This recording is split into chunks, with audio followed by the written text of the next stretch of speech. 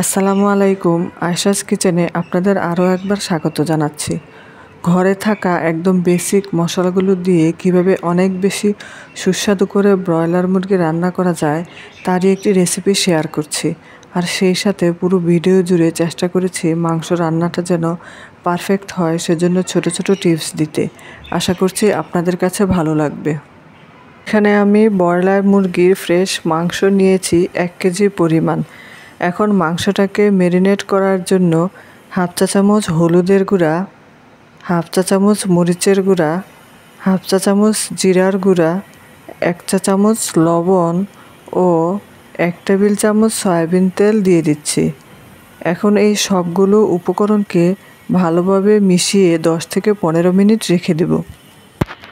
এখন একটা বাটিতে 1 টেবিল চামচ মরিচের গুঁড়া, 1 টেবিল চামচ হলুদের গুঁড়া, হাফ টেবিল চামচ ধনিয়ার গুঁড়া, 1 টেবিল চামচ জিরার গুঁড়া, পরিমাণ মতো লবণ, সমস্ত উপকরণ একসাথে দিয়ে কিছুটা পানি দিয়ে সবগুলোকে মিশিয়ে নিতে হবে।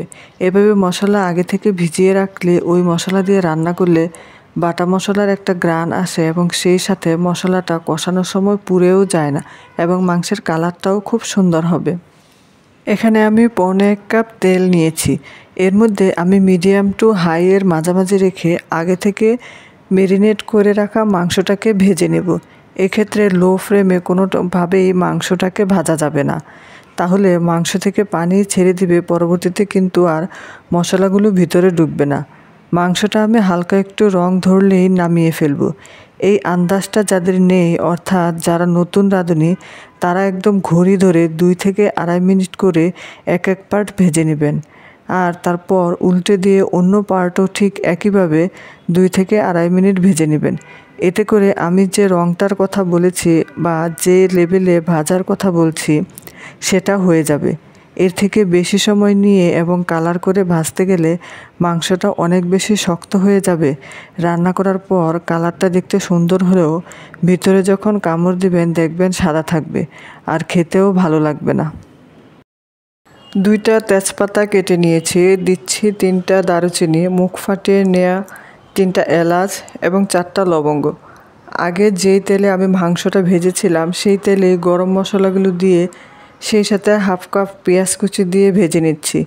পেঁয়াজের মধ্যে হালকা বাদামি একটা রং যখন এসেছে সেই পর্যায়ে 1 কাপের 3 ভাগের 1 ভাগ পেঁয়াজ বাটা, 1 টেবিল চামচ রসুন বাটা, 1 টেবিল চামচ আদা বাটা দিয়ে খুব ভালোভাবে মশলাটাকে কষিয়ে নিতে হবে। বাটা মশলার কাঁচা গন্ধ না যাওয়া পর্যন্ত আঁচ কমিয়ে একটু সময় নিয়ে ভালোভাবে মশলাটাকে কষিয়ে নিতে হবে। যে পর্যায়ে এসে ভাজা একটা ঘ্রাণ বের হবে, ঠিক সেই পর্যায়ে আগে থেকে যে গুঁড়া মশলাটা ভিজিয়ে রেখেছিলাম এটা দিয়ে আবারও ভালোভাবে কষিয়ে নিতে হবে। মশলাটা যেন পুড়ে না যায় সেজন্য বাটিটা ধুয়ে সামান্য একটু পানি দিয়ে আবারও নেড়েচেড়ে কষিয়ে নিচ্ছি। আর পুরো কাজটাই কিন্তু আমি একদম কম আঁচে করে নিচ্ছি। মশলাটা যদি পুড়ে যায় তাহলে কিন্তু মাংসে আর কোনো স্বাদ থাকবে না। তো এই জন্য খুব সাবধানে মশলাটা কষাতে হবে। কষাতে কষাতে যখন মশলা থেকে তেলটা আলাদা হয়ে যাবে সেই পর্যায়ে এসে আগে থেকে মাংসটা ভেজে রেখেছিলাম সেটা ওখানে দিয়ে দিব। মাংসটাকে মশলার সঙ্গে ভালোভাবে আরও 3-4 মিনিট কষিয়ে নিয়ে তার মধ্যে 3.5 কাপ ফুটন্ত পানি দিয়ে মাংসটাকে সিদ্ধ হতে দেব। এই সময় সর্বোচ্চ 15 মিনিট সময় লাগবে রান্না হতে, তবে আমি আমার এই রান্নাটাকে স্লো কুক করব। এ কারণে যখন পানি দিয়েছি সেই সময় থেকে শুরু করে রান্না শেষ হওয়া পর্যন্ত 30 থেকে 35 মিনিট রান্না করব। আর এভাবে রান্না করে নিলে মাংসের ভিতর পর্যন্ত মশলা ঢুকবে এবং সেই সাথে খুবই সফট হবে, কোনো গন্ধ থাকবে না এবং খেতে অসম্ভব টেস্ট হবে। পুরো রান্নাটাই আমি একদম কম আঁচে করেছি, কারণ আমি যেহেতু বাটা মশলা দিয়েছি নিচের দিকে ধরে যেতে পারে, এ কারণে ঢাকনা খুলে মাঝে মাঝে একদম আলতোভাবে নেড়েচেড়ে দিয়েছি যাতে মাংসটা ভেঙে না যায় এবং নিচে ধরে না যায়। শুরু থেকে শেষ পর্যন্ত আমি যেভাবে রান্নাটা করে নিয়েছি পুরো প্রসিডিউরটা আপনি যদি সঠিকভাবে মেনটেন করতে পারেন, আশা করছি এভাবে একবার রান্না করলে ইনশাল্লাহ বারবার রান্না করবেন। আমার আজকের ভিডিও যদি আপনাদের ভালো লেগে থাকে প্লিজ ভিডিওতে একটা লাইক দিতে ভুলবেন না। আর এই টিপস সহ সহজ রেসিপি আরও পেতে চাইলে আমার চ্যানেলটিকে সাবস্ক্রাইব করে নেবেন।